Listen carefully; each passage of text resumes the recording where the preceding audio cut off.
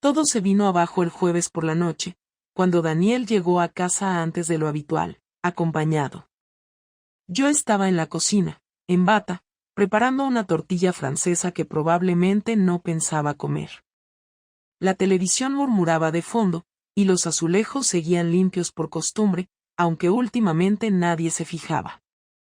Eran las 7:43. Lo recuerdo con claridad porque la campanilla de la puerta sonó justo cuando el noticiero pasaba a deportes. Pensé que era el repartidor del vino, o quizá algún vecino. Pero no. Era Daniel, mi marido. Y detrás de él, estaba él, Iván. Alto, sonrisa discreta, manos en los bolsillos, y ese maldito lunar en la mejilla que solo ves si lo has besado de cerca. Se me congeló la sangre. Laura, dijo Daniel, con esa voz controlada que usaba cuando estaba a punto de estallar, tenemos que hablar. Los tres. Ni un hola. Ni un gesto de cariño. Nada. Solo esa mirada. Ya lo sabía. Y no por mensajes, ni por fotos, ni por un amigo que lo delató. Él había traído a mi amante a casa. Me temblaban las piernas, pero hice lo que cualquier persona haría en una situación como esa. Me senté en silencio, con cara de no saber nada, esperando que alguien dijera algo. ¿Quieres contarle tú o lo hago yo?, dijo Daniel, mirando a Iván con una tranquilidad aterradora. Iván me miró, y por primera vez en mucho tiempo, no supo qué decir. Ni una frase ingeniosa, ni un chiste sarcástico. Solo bajó la mirada y respiró hondo. Y ahí fue donde supe que esa noche, mi vida iba a reventar por completo. Daniel no gritó, no rompió nada, no se abalanzó sobre nadie. Se sentó en el sofá, como si hubiera llegado a una reunión pactada, apoyó los codos en las rodillas, entrelazó los dedos y nos miró. Esa calma suya, tan antinatural, hacía que el aire pesara más que cualquier palabra. Iván seguía de pie, como si no supiera si debía huir o sentarse, y yo aún estaba en la cocina, con el olor a huevo ya frío flotando entre los tres. La última vez que Iván estuvo en casa fue hace un mes, por una cena entre compañeros de trabajo del instituto. Era lo suficientemente joven como para no parecer una amenaza, y lo suficientemente listo como para que Daniel no sospechara en ese momento. Oh, eso pensé yo. Hace 2 semanas, Laura, dijo Daniel sin levantar la voz, estaba en una cena con unos socios y alguien me preguntó si tú seguías en contacto con el chico del departamento de historia. Yo no entendí por qué lo preguntaban así, con esa cara, como si supieran algo que yo no. No respondí. Solo sonreí y cambié de tema. Pero esa noche no dormí. Iván bajó la cabeza. No por culpa, sino porque sabía lo que venía. Yo seguía sin abrir la boca, intentando medir el daño exacto, si ya lo sabía todo o solo estaba adivinando, si había pruebas o solo intuición. Pero entonces Daniel se levantó y caminó hacia la entrada. Sacó una pequeña bolsa de tela, de esas donde se guardan cosas que no se quieren romper, y la tiró sobre la mesa con un gesto seco. Dentro había una pulsera de cuero negra, con una pequeña hebilla plateada. Era de Iván. Se la había regalado yo. Y había aparecido, por lo que entendí en segundos, en el asiento trasero del coche de Daniel. No fuisteis tan discretos como pensabais. Te dejaste esto cuando Laura te acompañó casualmente al taller a recoger tu coche. Lo encontré el lunes por la mañana, pero no dije nada. Quería ver hasta dónde ibas a seguir mintiéndome, y me miró por fin. Los dos. No había como negar nada. Ni una excusa, ni un giro. El objeto estaba ahí, Iván estaba ahí, y yo no podía seguir fingiendo que todo era un malentendido. Me acerqué lentamente y me senté frente a él, sin tocar la pulsera, sin mirar a Iván. Fue un error, Daniel, dije, y ya mientras lo decía, sabía que esa palabra era inútil. No era algo planeado. Pasó. Me confundí. Me sentí sola. Sola. Repitió él, sin sarcasmo, sin ironía, solo con esa cara de quien empieza a ver a alguien con otros ojos. Sola mientras vivíamos juntos, dormíamos en la misma cama, comíamos en la misma mesa y tú fingías que todo iba bien. Sola mientras me besabas por las mañanas y me decías que me cuidara. Sola mientras me mirabas a la cara y salías a ver a este imbécil. No es así como lo viví, intenté decir, sabiendo que no había forma de que sonara diferente. No fue algo físico al principio. Solo hablábamos. Él me escuchaba. Me hacía sentir que alguien me veía. ¿Y yo? Te hablaba como una pared o qué. ¿Te ignoraba? ¿Te maltrataba? ¿Te insultaba? No me jodas, Laura. No me jodas. Iván por fin habló, con una voz temblorosa que no le conocía. Nunca lo había visto acobardado, y en ese momento parecía estar a punto de romperse. Daniel, no tengo justificación. Yo sabía que esto no debía pasar. Lo sabía desde el principio, pero se quedó sin palabras. Daniel se le acercó, no de forma agresiva, sino con una extraña tranquilidad que dolía más que un golpe. ¿Y entonces por qué entraste en mi casa? ¿Por qué saludabas con esa sonrisa falsa? ¿Por qué me diste la mano sabiendo que estabas tocando a mi mujer a escondidas? Iván no respondió. Y yo tampoco tenía más que decir. No había forma de explicar el porqué real. No fue por pasión, no fue por falta de amor, no fue por venganza. Fue una mezcla extraña de rutina, de ego, de necesidad de validación. Fue porque me dejé llevar como una idiota sin medir consecuencias. Fue porque me sentí invisible y, en lugar de hablar con mi marido, decidí hablar con otro. Daniel no gritó. No lloró.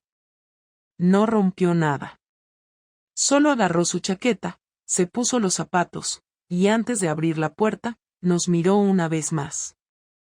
Voy a irme un par de días. No quiero ver a ninguno de los dos cuando vuelva. Laura, tú sabrás qué hacer con tus decisiones. Iván, tú mejor no te acerques nunca más. Porque si vuelvo a verte cerca de ella, te parto la cara. No es una amenaza. Es una promesa. Y se fue. El silencio después de eso fue más duro que cualquier reproche. Iván se quedó unos segundos más, sin moverse, como si esperara que yo le dijera algo. Pero no lo hice. Ni lo miré. Solo me levanté, caminé al baño y vomité. No por el miedo. Ni por el escándalo. Vomité porque por primera vez entendí lo que realmente había hecho. La primera noche sin Daniel fue una mezcla de rabia, vergüenza y ansiedad, pero lo más doloroso fue el silencio. Ese silencio raro que se siente cuando sabes que no hay nadie más en casa, cuando ya no esperas oír el ruido de las llaves en la puerta ni el sonido de su ducha por la mañana. Yo no dormí, me quedé sentada en la sala hasta que amaneció, repasando una y otra vez lo que había pasado, lo que había dicho, lo que no dije y lo que quizá hubiera podido decir de otra manera. Iván me escribió esa misma noche, un mensaje corto en el que me pedía perdón por haberse involucrado, pero no lo respondí. No porque no quisiera, sino porque sabía que cualquier respuesta sería el comienzo de una cadena de palabras inútiles. Lo que habíamos hecho ya no se podía ocultar ni disfrazar, y cualquier cosa que dijéramos solo lo haría más miserable. Daniel volvió el sábado a las 8:30 de la noche. Yo ya lo estaba esperando en la sala, con la misma ropa de la tarde anterior, sin haberme maquillado, sin haber tocado el móvil en todo el día. Entró con una bolsa pequeña, dejó las llaves en el mueble de la entrada y me miró como si yo fuera una vecina lejana, alguien que había visto una vez en un ascensor. No saludó, no preguntó nada, no se sentó. Solo fue directo a la habitación, dejó la bolsa encima de la cama, y cuando volvió, traía en la mano una hoja de papel. Esto es una lista, dijo mientras la dejaba sobre la mesa. Son los días en los que estuviste con él, al menos los que pude confirmar. Tengo registros del coche, de tus clases, y una copia del correo electrónico del trabajo. No me interesa entrar en detalles, pero quiero que sepas que no estoy tan ciego como pensabas. Tú me hiciste creer que todo iba bien mientras me sonreías, mientras me preguntabas si quería más café o si me gustaba la serie que veíamos. Me trataste como a un idiota. No te traté así, respondí, intentando mantenerme firme, aunque por dentro me estaba derrumbando. No lo planeé, Daniel. No fue algo frío ni calculado. No me reía de ti a escondidas. No era una aventura por diversión. Entonces, ¿qué era? Preguntó sin elevar la voz, pero con una intensidad que dolía más que un grito. ¿Qué te faltaba? ¿Qué no te di? ¿Dónde fallé? ¿Cuándo te convertiste en alguien que se acuesta con otro y luego me abraza como si no pasara nada? No fue por ti, dije, sintiendo que nada de lo que dijera serviría. No lo hice por venganza ni porque tú hicieras algo mal. Lo hice porque no sabía cómo pedir lo que necesitaba, porque no sabía si tú lo verías como debilidad, porque pensé que ya no me mirabas como antes. ¿Y la solución fue buscar a alguien que sí lo hiciera? ¿Eso fue más fácil que sentarte y hablar conmigo? No fue fácil, contesté, esta vez sin levantar la voz, pero con rabia. No sabes lo que sentí cada vez que volvía a casa, lo que me dolía mentirte. Pero cuando intentaba acercarme a ti, ya no estabas. No emocionalmente.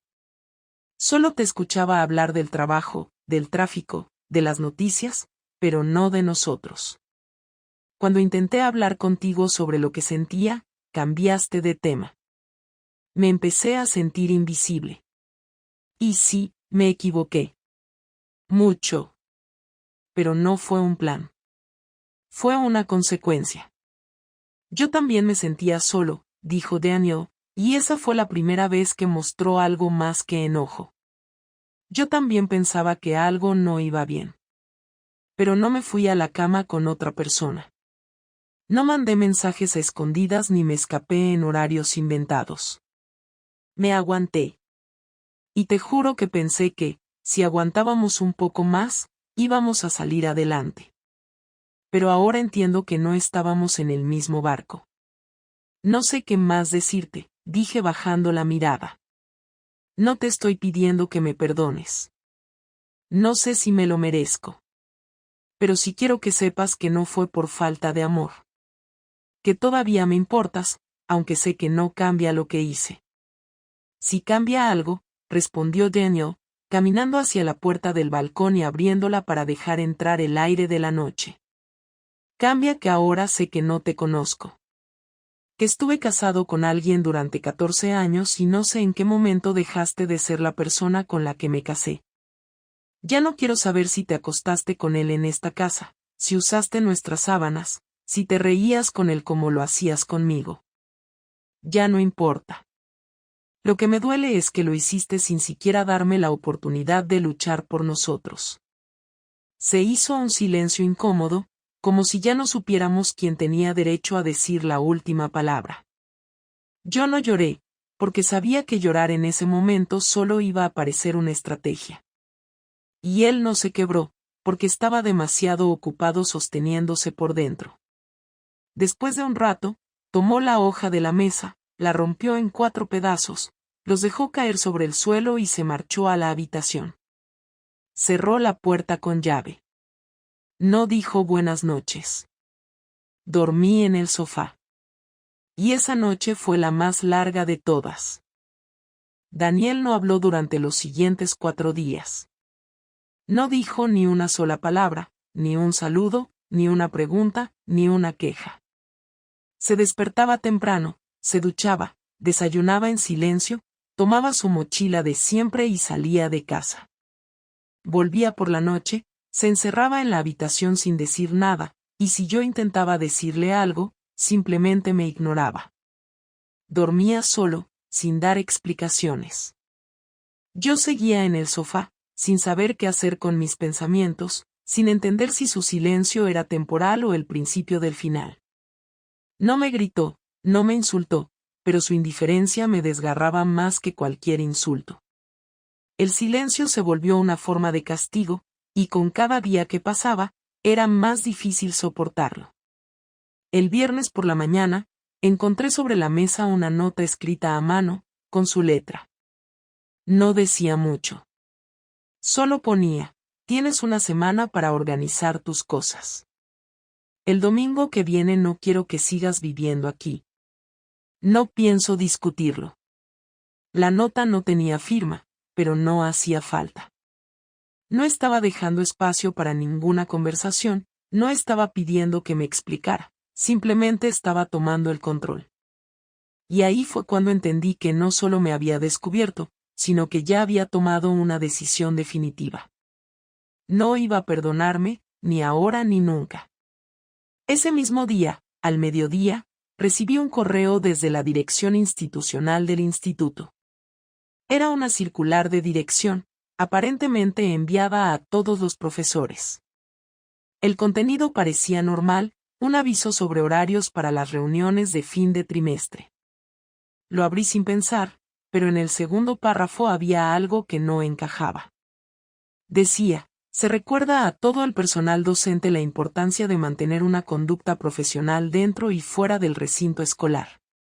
Cualquier relación íntima entre miembros del equipo que no haya sido notificada a dirección, y que pueda comprometer la imagen del centro, será evaluada disciplinariamente.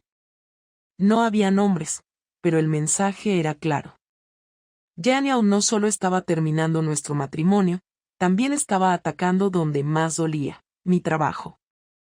No tardé en entender cómo lo había hecho. Aunque no era parte directa del personal del instituto, Daniel conocía a varias personas de la administración por reuniones anteriores, y seguramente habría hablado con el director o incluso enviado alguna prueba. Quizá había reenviado correos, mensajes, o hecho alguna llamada. No tenía pruebas de qué exactamente había hecho, pero era evidente que había movido hilos. No quería arruinarme profesionalmente, pero sí quería dejar claro que yo no iba a salir impune. No bastaba con echarme de la casa. Quería que sintiera consecuencias en todos los niveles de mi vida. Esa misma tarde, Iván me escribió para decirme que lo habían citado a una reunión con recursos humanos.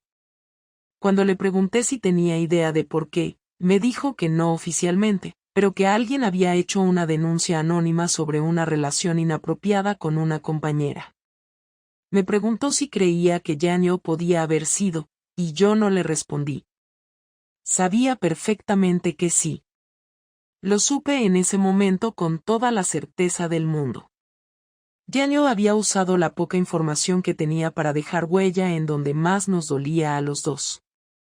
No buscó venganza violenta ni humillaciones públicas, pero sus movimientos fueron quirúrgicos. Medidos. Precisos. El lunes por la mañana, cuando llegué al instituto, sentí por primera vez las miradas. No eran muchas, ni explícitas, pero suficientes como para saber que algo se estaba diciendo. Algunos saludos fueron más fríos, otras personas ni siquiera me miraron. En la sala de profesores, la subdirectora me pidió hablar a solas. Me llevó a su oficina y, con una voz amable pero incómoda, me dijo que se había enterado de ciertos rumores que comprometían la imagen del centro. No me acusó directamente de nada, pero dejó claro que, si la situación no se aclaraba, podrían tomar medidas. Me fui de la oficina sin decir nada más que un entendido. Esa noche, Daniel volvió a casa como si nada. Cenó en silencio, entró a la habitación, y volvió a salir a los pocos minutos con una caja en las manos. Era una de las cajas donde solíamos guardar fotos y papeles personales. La dejó en el suelo del salón, frente al sofá donde dormía desde hacía días. Ahí tienes tus cosas, dijo por primera vez en toda la semana. Todo lo que era tuyo o que te interesaba. Lo demás lo tiraré cuando te vayas. También cancelé el contrato del móvil. Si quieres conservar tu número, tendrás que hacerte cargo tú. Y cambié las contraseñas del correo familiar, del banco y de todo lo demás. Me quedé callada. No sabía si responder, si discutir, si llorar. Pero él no terminó ahí. Y hablé con un abogado. No me interesa pelear por lo material, pero quiero que sepas que tengo las pruebas necesarias para demostrar infidelidad en caso de que esto se complique. Así que te recomiendo que no intentes negociar nada que no merezcas. Ya tomé mi decisión. Solo vete. ¿De verdad necesitas hacer todo esto? Pregunté, tratando de mantener la calma, aunque por dentro ya no quedaba nada firme. No lo necesito. Pero quiero hacerlo. Porque tú decidiste convertir mi vida en un chiste. Porque me expusiste, me mentiste, y encima tuviste la cara de seguir actuando como si nada. Así que no esperes compasión. No hay. Y se fue a dormir. El sábado por la noche decidí que no podía irme sin decir nada. Habían pasado 6 días desde que Daniel me dio el ultimátum, y ya tenía mis cosas empacadas, cajas apiladas junto al sofá donde había estado durmiendo. No tenía claro a dónde iba a ir, pero sabía que no volvería.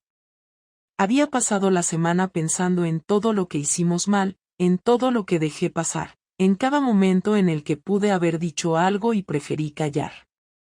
Daniel no me había dirigido la palabra desde aquel lunes. Mantenía la misma rutina silenciosa, evitaba cruzar miradas conmigo y no mostraba señales de debilidad. Ni una sola vez me preguntó cómo me sentía. Esa noche, cuando lo escuché en la cocina, salí del baño, me sequé las manos con la toalla y caminé hacia él con la firme intención de cerrar algo, aunque no supiera exactamente qué. Me paré frente a la mesa sin pedir permiso. ¿Podemos hablar?, pregunté sin rodeos, sabiendo que tal vez no obtendría respuesta. Daniel siguió comiendo como si no me hubiera escuchado. Masticaba lentamente, con la mirada fija en el plato.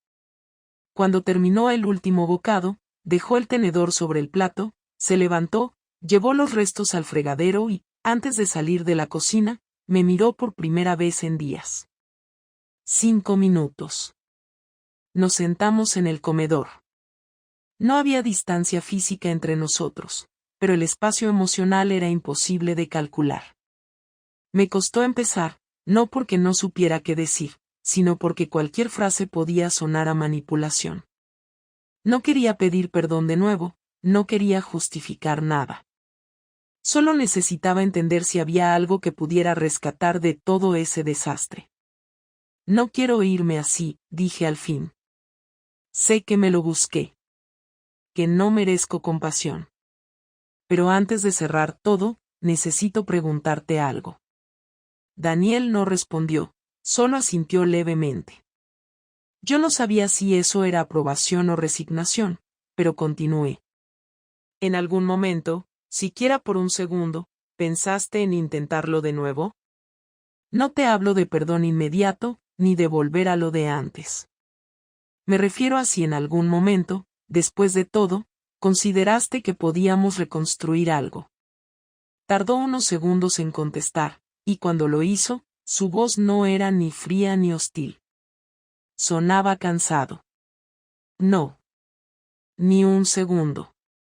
Lo que rompiste no es solo la confianza, Laura. Es la imagen que tenía de ti. Tú eras la única persona con la que yo podía hablar sin filtros. La única a la que le contaba todo. La única con la que me sentía en casa. Y de un día para otro descubrí que no solo no me veías así, sino que preferiste a otro. ¿Cómo se vuelve de eso? Yo también perdí algo, dije, sintiendo que era la única forma de explicarlo. Perdí la versión que tenía de mí misma. Nunca me vi como alguien capaz de hacer lo que hice. Y me odio por eso. No sabes cuántas veces imaginé tener esta conversación contigo de otra manera. Con honestidad. Con miedo, sí, pero con respeto. Pero no lo hice, Y eso también es mi culpa. No necesito tus lamentos, dijo él sin levantar la voz. Ya no me importa si te sientes culpable o si lo estás pasando mal. Me importa que no respetaste nada de lo que construimos. Me importa que lo hiciste a espaldas mías y luego volviste a casa como si nada. Me importa que me quitaste la dignidad sin siquiera pensarlo. ¿Crees que esto fue fácil para mí? Respondí con un tono más firme, sin levantar la voz, pero sin esconder la emoción. ¿Qué dormía tranquila después de cada vez que lo veía? ¿Qué volvía a casa sin remordimiento? Me despertaba cada noche pensando que un día lo descubrirías, y aún así seguía porque no tenía el valor de terminarlo ni contigo ni con él. Fue cobardía, sí. Pero no frialdad. No me interesa saber si sufrías por dentro, dijo Daniel, cruzando los brazos. Lo único que me interesaba era que me miraras a la cara y me dijeras la verdad antes de destruir todo. Pero decidiste que era mejor callar. Y ahora tienes que vivir con eso. Yo también. Guardamos silencio. Por primera vez en mucho tiempo, nos miramos sin rabia. Solo con tristeza. Una tristeza limpia, que no buscaba culpables ni excusas, solo aceptaba que algo que había durado tantos años se había terminado de una manera absurda. ¿Qué vas a hacer con la casa? Pregunté, ya sin fuerzas para más emociones. No me voy a quedar, respondió. La pondré en venta. No quiero vivir aquí. Cada rincón tiene algo que ya no puedo ver igual. Me iré con lo mínimo. Lo demás lo donaré o lo tiraré. Asentí. No tenía derecho a opinar. Y tú, añadió, no quiero que me llames. No quiero mensajes. No quiero disculpas largas. Si algún día tengo algo que decirte, lo haré yo. Hasta entonces, quiero silencio. Es lo único que puedo pedirte ahora. Me levanté. Caminé hacia las cajas. Agarré la maleta más pesada. Antes de abrir la puerta, me giré una vez más. Gracias por hablar conmigo. Y por no gritarme cuando quizás más lo merecía. Daniel no respondió. Se quedó ahí sentado. La puerta se cerró detrás de mí sin drama. Salí sin saber si volvería a verlo. Pero con algo claro, ese hombre que dejaba atrás ya no era mi marido. Y yo ya no era la mujer que él conocía. Encontré una habitación de alquiler a las afueras de la ciudad, en un barrio que no me decía nada. El dueño de la casa era un señor viudo que no hablaba mucho, y eso me venía bien. No tenía ánimo para explicaciones, tampoco para sonrisas falsas ni para conversaciones sobre el tiempo. Pasé los primeros días sin deshacer las maletas, comiendo lo justo y durmiendo mal. Me despertaba antes de que sonara el despertador, no por ansiedad sino porque ya no había nada que esperar del día siguiente. Me levantaba, me duchaba y me sentaba frente al portátil a mirar correos del trabajo como si todo siguiera igual, aunque sabía que no era cierto. En el instituto ya sabían todo. Las miradas eran más evidentes, y aunque nadie me dijo nada directamente, el clima era insoportable. Pedí una baja temporal por razones médicas. No tuve que mentir mucho. La médico que me atendió me miró 10 segundos y firmó el papel. Se notaba que no era la primera vez que alguien llegaba destrozado por algo que no se decía en voz alta. No volví a hablar con Iván. Me escribió una vez más, un mensaje largo que no leí completo. Lo borré sin contestar. No porque lo odiara, sino porque entendí que no era el responsable de nada más que de su propia estupidez. Yo era la única responsable de lo que había destruido. No quise saber si lo sancionaron, si lo despidieron, si renunció. No importaba. Lo nuestro había sido una distracción que se convirtió en un error gigante, y seguir pensando en él solo iba a darme excusas para evitar mirarme a mí misma. Los días pasaban sin que nadie me buscara. No tenía amigos cercanos, no porque no pudiera tenerlos, sino porque me alejé de todos durante años para mantener esa rutina de pareja que creía que me protegía de todo. La verdad es que no tenía a quien contarle lo que pasó sin sentir vergüenza. No había manera de contar esta historia y que no pareciera que yo era la única culpable. Porque lo era. Durante una de esas noches en las que no podía dormir, me puse a mirar fotos antiguas en una carpeta olvidada del ordenador. Vi imágenes de Daniel y yo en viajes, en cenas, en cumpleaños de familiares, en situaciones normales. Nada espectacular. Lo que me sorprendió fue darme cuenta de lo poco que me reconocía en esas fotos. No por la ropa ni por la edad, sino por la expresión. Había dejado de ser esa persona mucho antes de lo que pensaba. Me di cuenta de que llevaba años actuando como si mi vida estuviera bien solo porque no tenía problemas graves, como si el hecho de que nadie me gritara o me pegara fuera suficiente para decir que todo funcionaba. Nunca hablé en serio con Daniel sobre lo que necesitaba, sobre lo que me dolía, sobre lo que me frustraba. Me tragué todo hasta que lo que necesitaba salió por el lado más fácil, la validación de otro. Y cuando explotó, ya no había forma de justificarlo sin parecer una cobarde. Intenté escribirle una carta a Daniel una vez. No para pedir perdón, porque ya lo había hecho en persona, sino para contarle lo que había aprendido después de todo. Pero cada vez que empezaba, terminaba cayendo en el mismo tono de víctima que tanto detestaba en otros. Quería explicar sin justificar, pero no encontraba las palabras. Guardé los borradores en una carpeta que después eliminé. Entendí que no necesitaba que él me escuchara para aprender. Que no era su responsabilidad ayudarme a cerrar nada. Me bastaba con saber que, si en algún momento volvía a cruzarme con él en algún lugar, iba a poder sostenerle la mirada sin esperar nada. Ni perdón ni reconciliación. Solo respeto por lo que alguna vez fuimos. Pasaron 3 semanas desde que salí de la casa. Volví a ver a Daniel una vez, por accidente, en un supermercado. Estaba en la sección de frutas, revisando una bolsa de manzanas. No me vio. Yo me escondí. No por miedo, sino porque no tenía nada que decir. Salí del lugar sin comprar nada.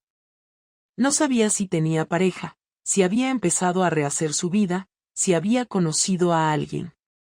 Pero algo en su postura, en su forma de caminar, me hizo pensar que estaba más tranquilo.